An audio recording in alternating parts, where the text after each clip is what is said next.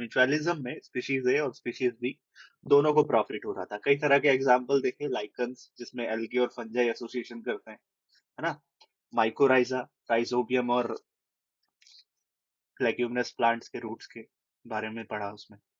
और फिर हम बात करते थे फिग और वास्प का रिलेशन वाज आल्सो सिम्बायोटिक और म्यूचुअलिज्म। और हमने पढ़ा बहुत इंपॉर्टेंट एग्जांपल सूडो कॉपुलेशन के बारे में। तो ये सब म्यूचुअलिज्म में देखा। फिर हम लोग बढ़ते थे आगे, कंपटीशन, जिसमें मैंने आपको बताया कंपटीशन सिर्फ और सिर्फ लायन और डियर के बीच में नहीं है। कंपटीशन एक ऐसा लाइन लायन और जैकाल्स जो लोमड़ी है उनके बीच में नहीं। कंपटीशन कंपटीशन बहुत तरह के स्पीशीज के बीच में हो सकता है, जिसमें दोनों ही स्पीशीज का क्या होता है, लॉस होता है ना। और यहाँ आप देखते हो दोनों ही स्पीशीज का लॉस हो रहा है। यहाँ इस कंपटीशन को अवॉइड करने के लिए कई तरह की आप देखते हो तकनीकें अपनाते हैं ये स्पीशीज ऑर्गेनिज्म, जैसे कि गॉस एक्सक्लूजन प्रिंसिपल में कहा है कि दो इंडिफिनिट स्पीशीज एक साथ को एग्जिस्ट नहीं कर सकते हैं, क्योंकि रिसोर्सेज क्या है, लिमिटेड है। ऐसा ही थोड़ा सा रिसेंट स्टडीज क्या कहती हैं कि को एग्जिस्ट कर सकते हैं अगर जो रिसोर्सेज का पार्टीशनिंग हो जाए तो। फिर हमने बात की प्रिडेशन। प्रिडेशन में हमने देखा कि एक ऑर्गेनिज्म का फायदा होता है और एक ऑर्गेनिज्म का नुकसान। ठीक, जैसे सिंपल सा एग्जांपल है लायन और डियर का, लेकिन इतना भी सिंपल नहीं है। डियर और ग्रासेस की भी अगर मैं बात करूं तो वो भी क्या है, एक तरह का प्रीडेशन है ना। लायन और डियर तो प्रीडेशन है, लेकिन डियर अगर किसी ग्रास को खा रहा है वो भी प्रीडेशन है। अब प्रीडेशन करने से कई तरह के बेनिफिट्स हैं, और इससे रिलेटेड जो क्वेश्चन पूछते हैं वो बहुत इंटरेस्टिंग है, उनको देखते हैं। प्रीडेशन से रिलेटेड क्वेश्चन आपसे ये पूछता है कि write the role of predation in the ecosystem. किसी भी इकोसिस्टम में प्रीडेशन का क्या रोल है। तो आपका पहला जवाब ये होना चाहिए कि प्रीडेटर्स जो होते हैं वो प्रे के अमाउंट को कंट्रोल करते हैं। अगर ये प्रे के अमाउंट को कंट्रोल नहीं करेंगे तो प्रीडेटर्स अगर प्रे के अमाउंट को कंट्रोल नहीं करेंगे तो आप ये देखोगे कि प्रे बढ़ेगा, है ना। जैसे फॉर एग्जांपल डियर का अमाउंट बढ़ा तो ग्रासेस खत्म हो जाएंगे वहां पे, और अगर ग्रासेस खत्म हो जाएंगे तो फिर प्रे के लिए भी सरवाइव करना मुश्किल रहेगा। तो पहला आंसर आपका ये होगा। क्वेश्चन ये है कि किस तरह से प्रीडेटर्स हेल्पफुल है किसी भी इकोसिस्टम के लिए। ठीक है, किस तरह से हेल्पफुल है किसी भी इकोसिस्टम के लिए। और यहाँ मैं आंसर आपको ये कर रहा था कि प्रीडेटर्स क्या करते हैं, प्रे के अमाउंट को कंट्रोल करते हैं। दूसरा इंपॉर्टेंट कि ये जो प्रीडेटर्स हैं इनका हम यूज कर सकते हैं बायोलॉजिकल मेथड्स में।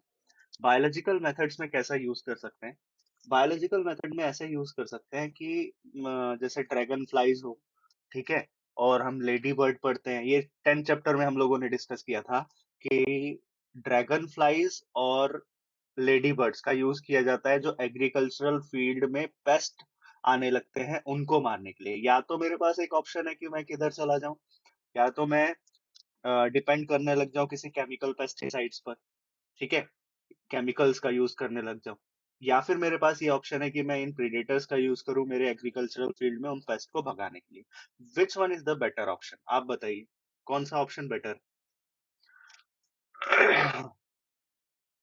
बताओ क्या यूज करना चाहिए, केमिकल पेस्टिसाइड्स,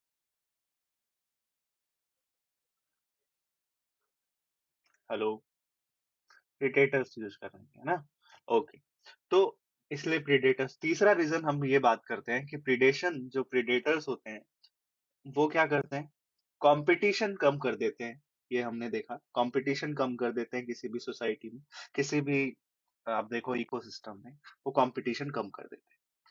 अच्छा, प्रीडेशन में और एक चीज हमने पढ़ी थी, हमने देखा कि भाई यहाँ जो स्पीशीज होते हैं अ, वो अपने आप को बचाने के लिए कई तरह की चीजें करते हैं। जैसे कि एनिमल्स क्या करते हैं, एनिमल्स पॉइजनस हो जाते हैं। एनिमल्स और क्या करते हैं, कैमोफ्लाज करते हैं, है ना, छुपने की तकनीक निकाल लेते हैं। और क्या करते हैं एनिमल्स, और एनिमल्स यहाँ पर जैसे इंसेक्ट्स के बारे में बताया था, मॉथ बटरफ्लाई। मॉथ बटरफ्लाई क्या कर देती है, काफी डिस्टेस्टफुल हो जाती है। क्यों? क्योंकि वो बचपन में जब वो कैटरपिलर स्टेज पर होती है, डेवलपिंग स्टेज में जब वो कैटरपिलर स्टेज पर होती है, तो एक तरह का पॉइजनस वीड खाती है। वो पॉइजनस वीड खाने से क्या होता है, वो पॉइजनस वीड खाने से उसको वो काफी डिस्टेस्टफुल हो जाती है बटरफ्लाई, मोनार्क बटरफ्लाई। ठीक है? फिर वो उस पर कोई भी प्रीडेटर से बचने का ये काफी अच्छा तरीका है। अच्छा, और हमने पढ़ा कि ये तो रहा एनिमल्स के बारे में। प्लांट्स अपने आप को कैसे बचाते हैं, है ना?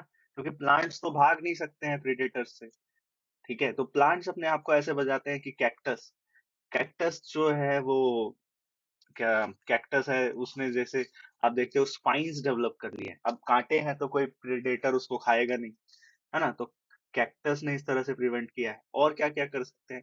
काफ़ी प्लांट्स ऐसे होते हैं जो पॉइज़नस हो जाते हैं, पॉइज़न रिलीज़ करते हैं। काफ़ी सारे ऐसे प्लांट्स होते हैं जो कुछ केमिकल जैसे कि कार्डियक ग्लाइकोसाइड्स, ठीक है, रिलीज़ करते हैं, जिससे क्या हो सकता है, कई तरह की हार्ट डिजीज़ हो सकती है किसी एनिमल को, जो उस प्रेडेटर को जो उस प्रे पर डिपेंड करे, उस प्लांट पर डिपेंड करे। तो ये एक तरीका है जिससे जैसे प्लांट्स ने अपने आप को एज़ डिफेंस मैकेनिज़्म यूज़ किया। ओके। फिर हम पढ़ते हैं पैरासिटिज्म के बारे में। पैरासिटिज्म एक इंटरैक्टिव रिलेशनशिप है दो तरह की स्पीशीज के बीच में, जिसमें एक को तो फायदा हो रहा है और दूसरे को नुकसान। अब पैरासिटिज्म में क्या होता है, एक स्पीशीज होता है जो दूसरे की बॉडी में पर डिपेंड करता है, खाने के लिए और रहने के लिए। ठीक है? खाने के लिए और रहने के लिए मतलब फूड के लिए, और सर्वाइवल के लिए मतलब रेजिडेंस के लिए, घर के लिए। ठीक है? तो इसमें एक का फायदा और एक का नुकसान क्या है? देखो, पैरासाइट होस्ट की बॉडी में रह रहा है, तो होस्ट की बॉडी में नुकसान कैसे है? क्योंकि ज्यादातर पैरासाइट जो होते हैं वो पैथोजेनिक होते हैं। अब क्योंकि पैथोजेनिक है तो ऑब्वियसली जो होस्ट है उसकी बॉडी में नुकसान तो है ही, उसकी बॉडी को नुकसान हो रहा है।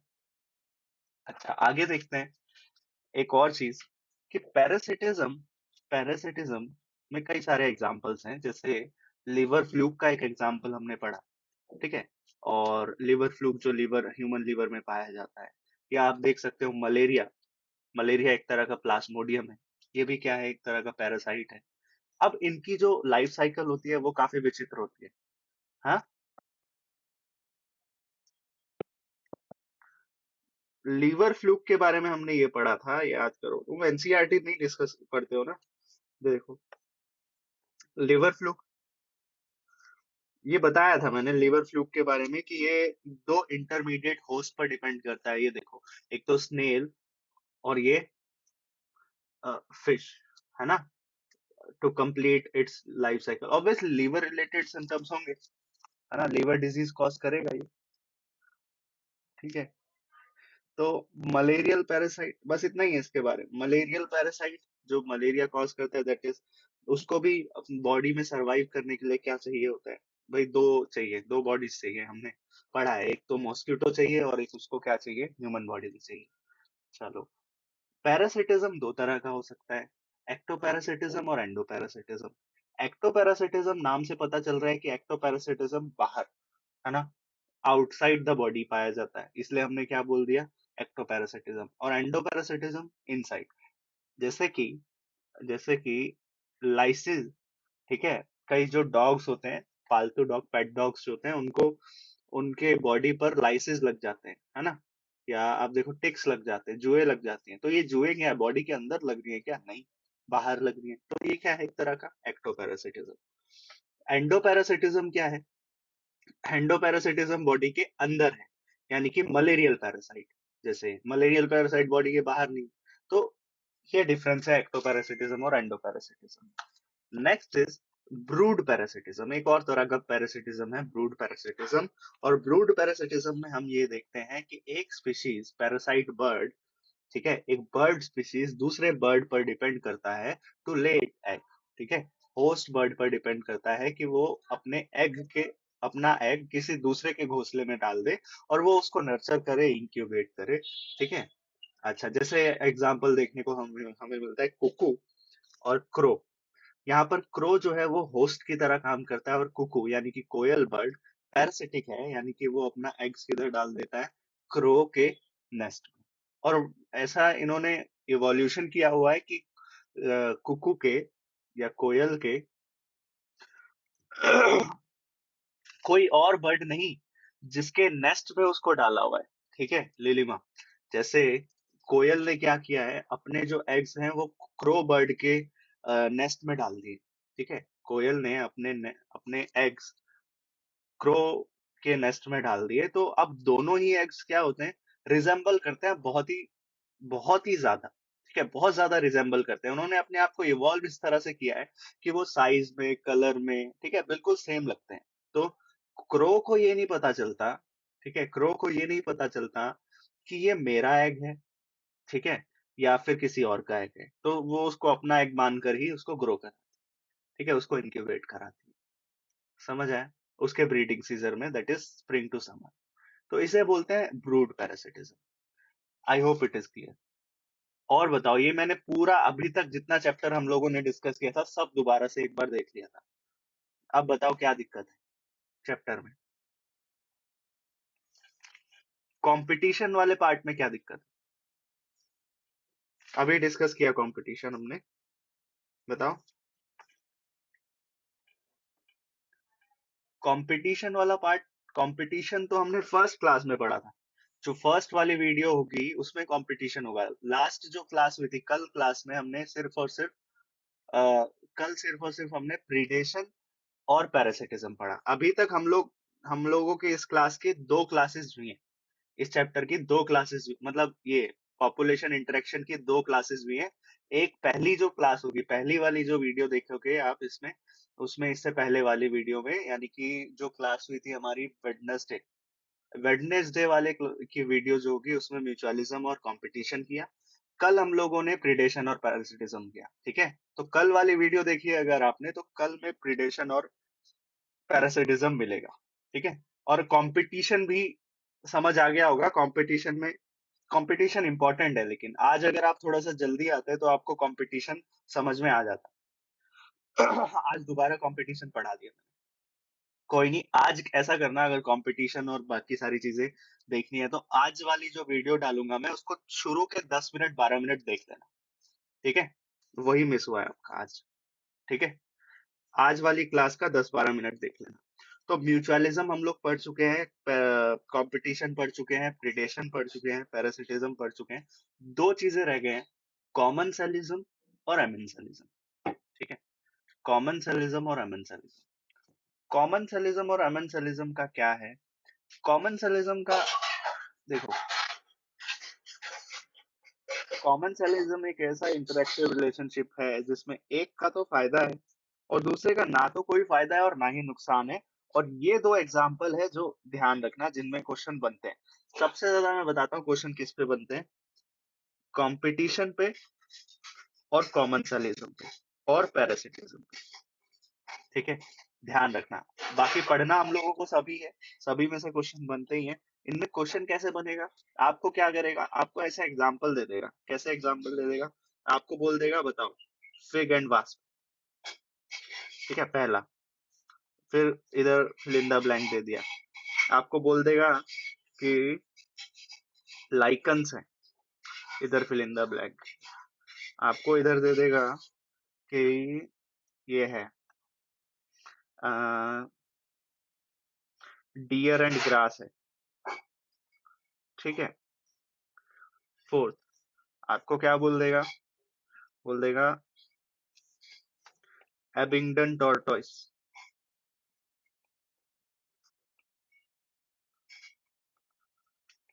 एंड गॉट, ठीक है। आपको बोलेगा कि कैक्टस, पियर कैक्टस,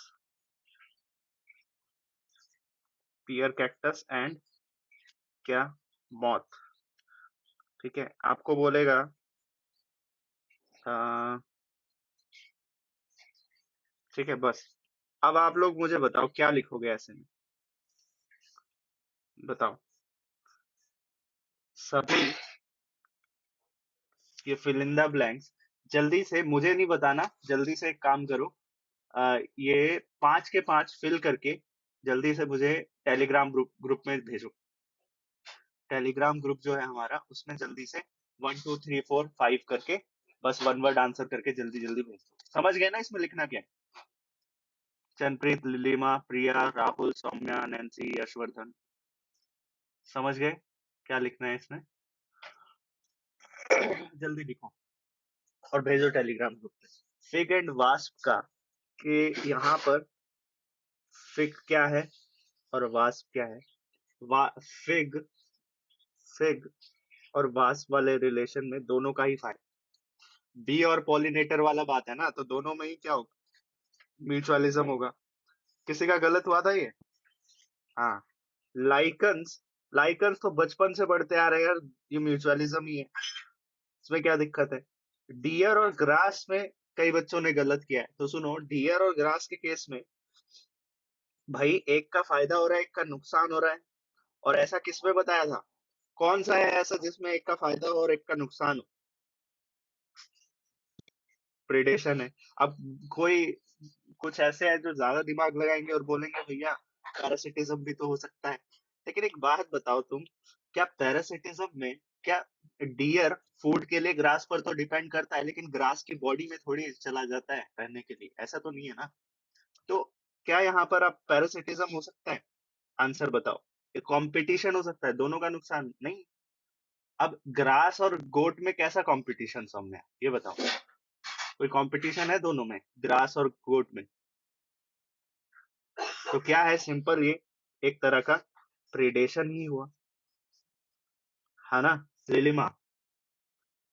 अच्छा, फिर ये आता है टोर्टोइज और गोट वाला, ये हमने पढ़ा था, ये भी क्या है, प्रेडेशन ही है। ठीक है। पियर कैक्टस और मोथ वाला एग्जाम्पल पढ़ा था, ये क्या है? ये भी एक तरह का प्रेडेशन है। हाँ सॉरी, कंपटीशन नहीं, ये वाला कंपटीशन। ठीक है। समझ गए क्वेश्चन कैसे आता है? 3 नंबर का क्वेश्चन आएगा आपको, 3 नंबर के क्वेश्चन में ऐसे 6 एग्जाम्पल्स होंगे, तो इसीलिए मैं बोलता हूँ एग्जाम्पल पर ध्यान दो। है क्या बोल? यही ऐसे ही पूछेगा, ऐसे ही पूछेगा। ठीक है। ऐसे ही बहुत सारे मैं क्वेश्चन दे दूंगा आपको। ठीक है। तो ऐसे ही थोड़ा सा दिमाग लगा, 6 एग्जाम्पल होंगे और 6 एग्जाम्पल के 3 मार्क्स मिलेंगे आपको, हर एग्जाम्पल के आधा मार्क्स है। ठीक है। समझ आया? चलो आज बढ़ते हैं आगे। हम बात कर रहे थे कॉमन सेलिज्म। ठीक है, ध्यान रखना। कॉमन सेलिज्म और एमएन सेलिज्म होने दो, उसके बाद मैं दोबारा ये सेम चीज करूंगा, ऐसे भेज बोलूंगा आपको। ठीक है। फिर आप बताना क्या है। इधर एक कॉमन सेलिज्म एक ऐसा इंटरेक्शन है जिसमें एक का तो फायदा है। क्या बोल रहे? एक का फायदा है। एक का ना तो फायदा है ना ही नुकसान।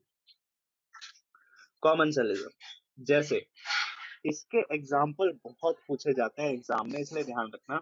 सबसे पहला एग्जाम्पल है, तो देखा होगा आप लोगों ने कि मैंगो ट्री में छोटे छोटे फ्लावर्स उग जाते हैं, कभी देखा है ये? An orchid growing on epiphyte. ठीक है।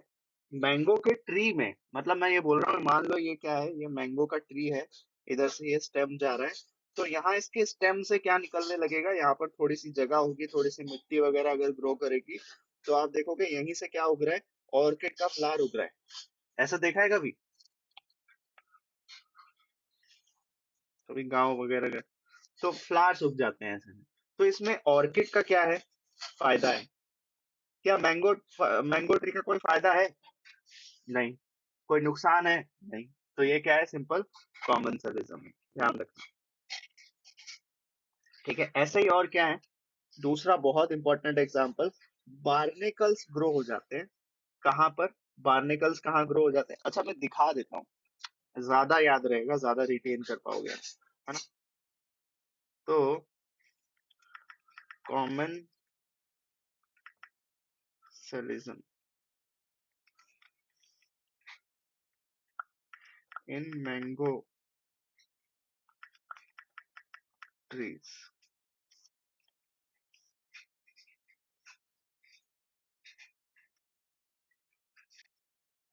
ये देखो ऐसा कुछ, समझ पा रहे हो ये बात? क्या ये जो क्या ये जो फूल दिख रहे हो आप, ये इस पेड़ के फूल है क्या? हाँ बताओ। क्या ये फ्लावर्स जो है ये इस पेड़ के फ्लावर्स तो नहीं है? ये तो इसके यहाँ पर थोड़ा बहुत मिट्टी जम गई होगी या कुछ भी जैसे न्यूट्रिशन मिल रहा था, तो किसी किसी तरह से पॉलिनेटर्स को इधर सीड वगैरह ले आए होंगे तो ये ग्रो करके। तो इसमें कुछ इस ट्री का कोई फायदा है? नहीं। कोई नुकसान है? अच्छा, सारा फायदा किसका है फिर इस फ्लावर का? तो ये क्या है, एक तरह का कॉमर्शियलिज्म, इसको बोलते हैं कॉमर्शियलिज्म। और कॉमर्शियलिज्म देखो, तो आप देखते हो बार्नेकल्स में बताने वाला हूँ आगे। देखो बार्नेकल्स ऑन वेल, ने बताया होगा पहले भी, वेल की बॉडी में ऐसे छोटे छोटे बार्नेकल्स ग्रो हो जाते हैं। ये देख रहे हो, ये ग्रो हो जाते हैं। ठीक है, प्लांट जैसे ही होते हैं, फंगस से, तो ये ग्रो हो जाते हैं। इसमें वेल का कोई नुकसान है क्या? नहीं। उसकी बॉडी है नॉर्मल, इतनी बड़ी बॉडी है, ग्रो हो रही है, कोई दिक्कत नहीं है। ठीक है। इसमें फायदा किसका है? बार्निकल्स का फायदा है ना, बार्निकल्स का फायदा। तो बार्निकल्स, नहीं पैरासिटिज्म नहीं है, क्योंकि ये नरिशमेंट थोड़ी ले रही है ये वेल से, ग्रोइंग। अगर नरिशमेंट ले रहा होता तो हम बोलते parasitism. Barnacles growing on back of well, on back of well, ये क्या है? एक तरह का कॉमर्शियलिज्म है। ठीक है। अच्छा, और क्या एग्जांपल है? और आप देखो, छोटी छोटी फिशेस होती हैं, स्मॉल फिशेस हैं, स्मॉल फिशेस हैं, किसके साथ साथ नीचे नीचे तैर रही होती है? शार्क मछली के साथ साथ, शार्क के साथ। इससे क्या है, इससे क्या फायदा है? देखो, मान लो कि ये क्या तैर रही है, बड़ी सी शार्क फिश है, इसके ऐसे ऐसे बड़े बड़े दांत है। ठीक है, ये शार्क मछली तैर रही है। अब हुआ क्या, यहाँ नीचे छोटे छोटे, इसके नीचे नीचे छोटे छोटे फिशेस तैरेंगे बहुत सारे अमाउंट में, हजारों की तादाद में। समझ रहे हो आप? इससे क्या होगा?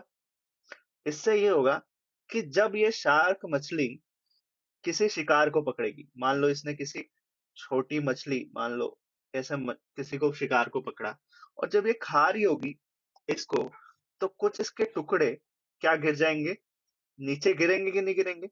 बताओ। नीचे गिरेंगे। उन टुकड़ों को कौन खाएंगे?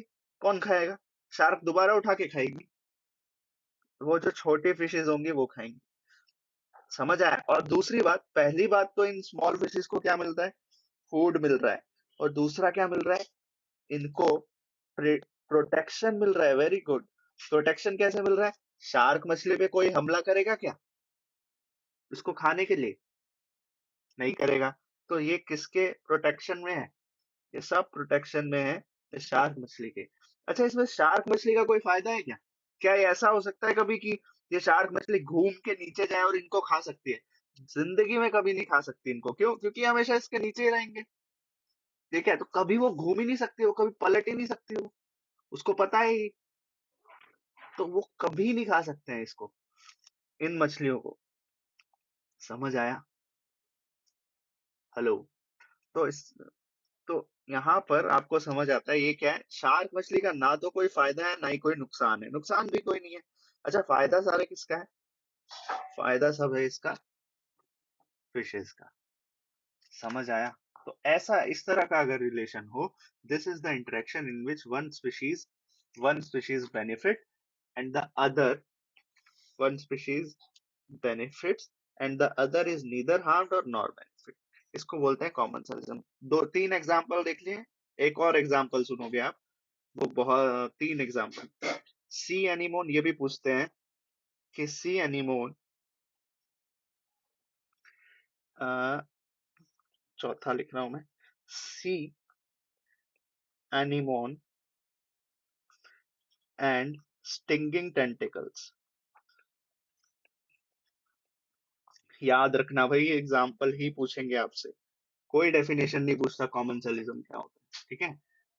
क्योंकि अब सिंपल सी बात है, अगर आपको एग्जाम्पल रहा, मैंने शुरू में बोला, अगर आपको एग्जाम्पल याद है ऑर्किड और मैंगो का, तो आप कॉमेंसलिज्म आसानी से लिख सकते हो कि नहीं लिख सकते हो, डेफिनेशन बना सकते हो, ठीक है? तो डेफिनेशन रटने मत जाना, एग्जाम्पल याद करो। सी एनीमोन और स्टिंगिंग टेंटिकल्स, अब इसको देख लो और समझ आ जाएगा सी एनीमोन कैसे दिखते हैं और stinging tentacles. C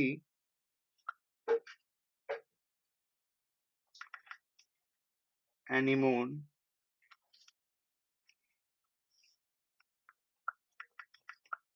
and stinging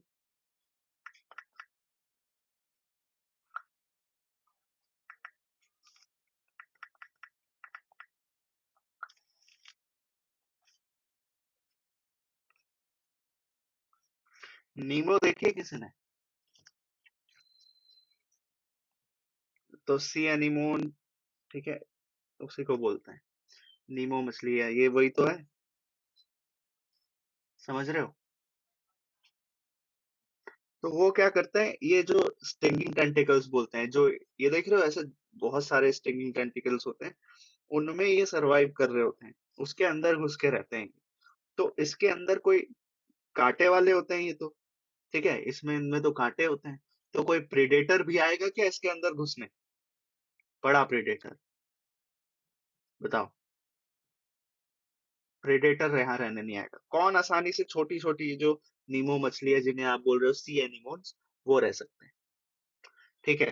तो इसमें फायदा किसका है? सी एनिमोन का फायदा है, स्टिंगिंग टेंटिकल्स का कोई फायदा नहीं है और कोई नुकसान भी नहीं है। तो समझ आया, सी एनिमोन और स्टिंगिंग टेंटिकल्स। तो ये चार एग्जांपल याद रखना कॉमन सेलिज्म में: orchid, flower and mango tree, barnacles growing on back of whale, ठीक है? ये नहीं भी याद रखोगे तो चलेगा, स्मॉल फिशेस और शार्क वाला ये जरूर याद रखना, ठीक है? Sea anemone and stinging tentacles, क्या क्या बोला? Orchid, flower and mango tree, barnacles growing on back of whale, और तीसरा एग्जांपल याद रखोगे वो आप क्या है? Sea anemone and stinging tentacles. Commensalism यहाँ खत्म हो जाता है, ठीक है? किसी को कोई डाउट? चलो आगे। आगे एक लास्ट एग्जांपल आता है और वो है एमेंसलिज्म का।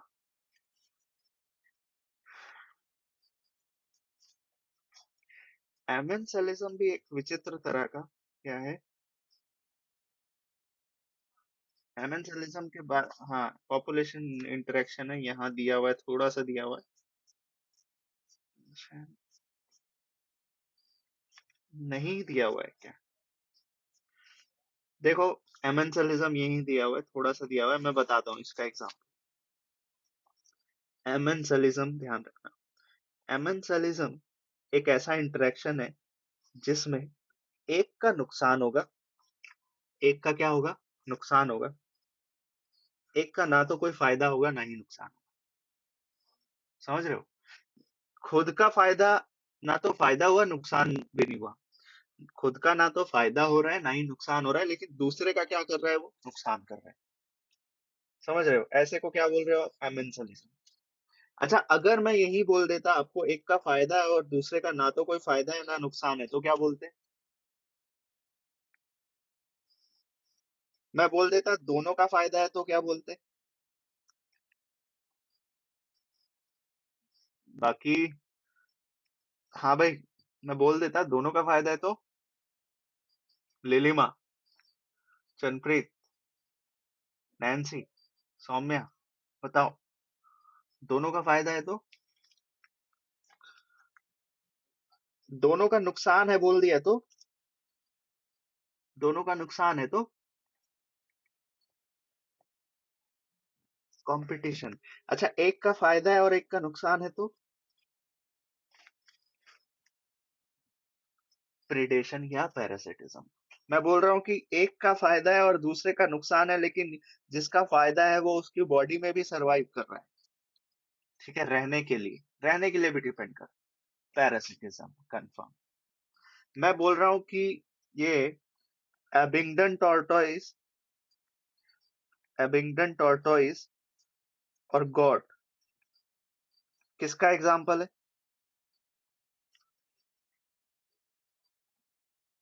कंपटीशन, ठीक है। मैं बोल रहा हूँ एक,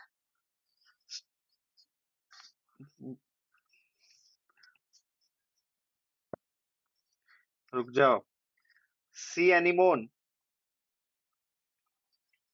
और स्टिंगिंग टेंटिकल्स किसका एग्जाम्पल है? कॉमन्सलिज्म, ठीक है।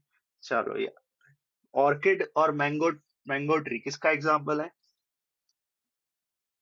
कॉमन्सलिज्म। अच्छा, और एक और है ना, एक और कौन सा है? तीन बताए थे ना, sea anemone, stinging tentacle, barnacles growing on, वो barnacles growing on back of whale, ठीक है। एमेंसलिज्म सुनो, ये भी इंटरेस्टिंग है। ऐसा कैसे हो सकता है कि किसी का ना तो फायदा हो रहा है ना ही नुकसान हो रहा है, दूसरे का नुकसान? जैसे कि इसका पहला एग्जांपल, हम लोग एंटीबायोटिक्स खाते है ना, और आपने 10th चैप्टर में पढ़ा है कि ये जो एंटीबायोटिक्स होते हैं वो भी किसी ना किसी बैक्टीरिया से ही बनाए जाते हैं, है ना। ये जो एंटीबायोटिक्स हम लोग खाते हैं, इससे वो किसको किल कर देता है? जो भी पैथोजन हमारी बॉडी में है उसको किल कर देता है, ऐसा है या नहीं? तो इसमें वो जो पैथोजन है, मान लो वो पैथोजन का नाम क्या है, सैल्मोनेला टाइफी, जो टाइफॉइड कॉज कर रहा है, तो वो तो टाइफॉइड मर जाएगा कि नहीं मर जाएगा? सैल्मोनेला टाइफी मर जाएगा। हेलो,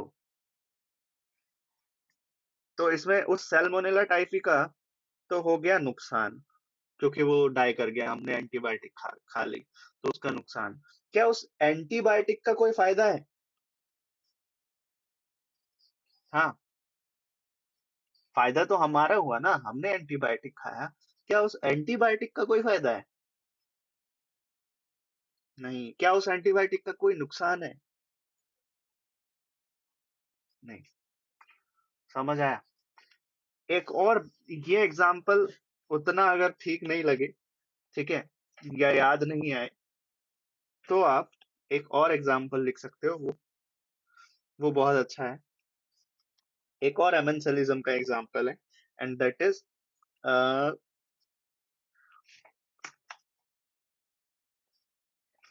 क्या होता है,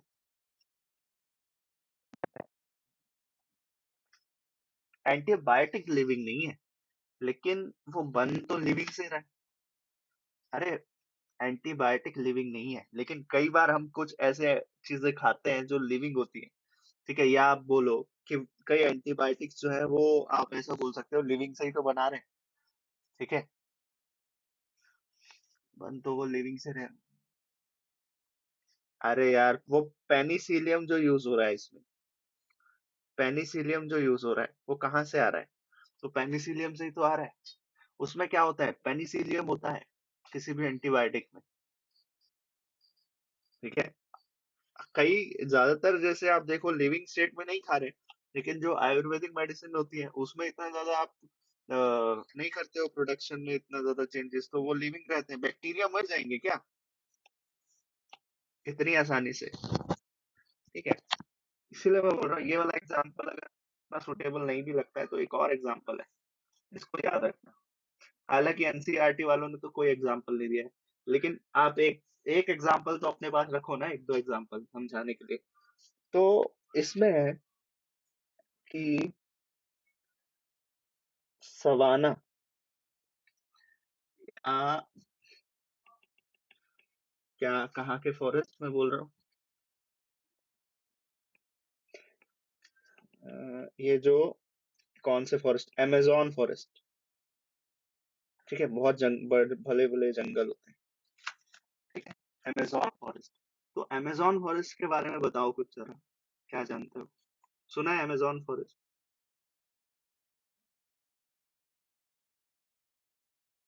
बोलो,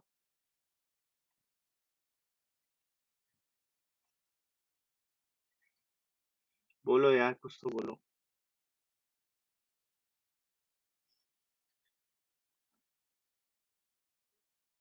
हेलो।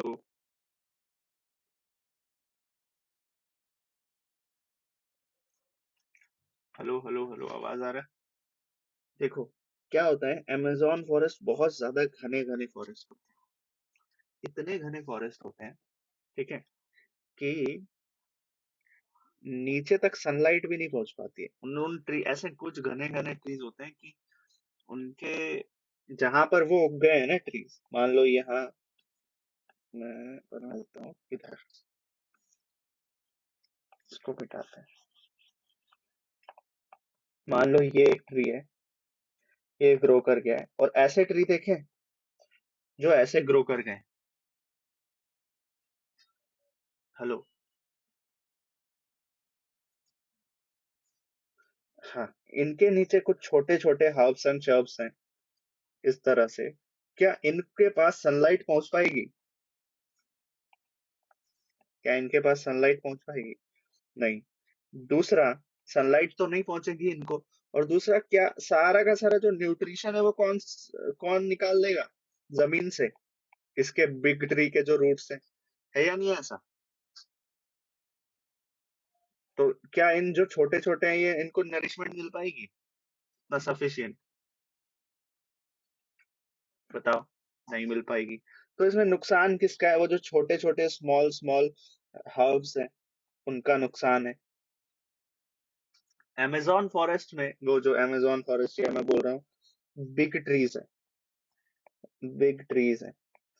क्या ये इन बिग ट्रीज का कोई फायदा है इसमें? कोई नुकसान है? नहीं। ठीक है, तो इसे बोलते हो आप एमेंसेलिज्म। ठीक है, तो यहाँ पर आपका ये चैप्टर पूरा खत्म हो जाता है, ऑर्गेनिज्म एंड पॉपुलेशन। ठीक है, ये चैप्टर आई होप समझ आया होगा आप लोगों को।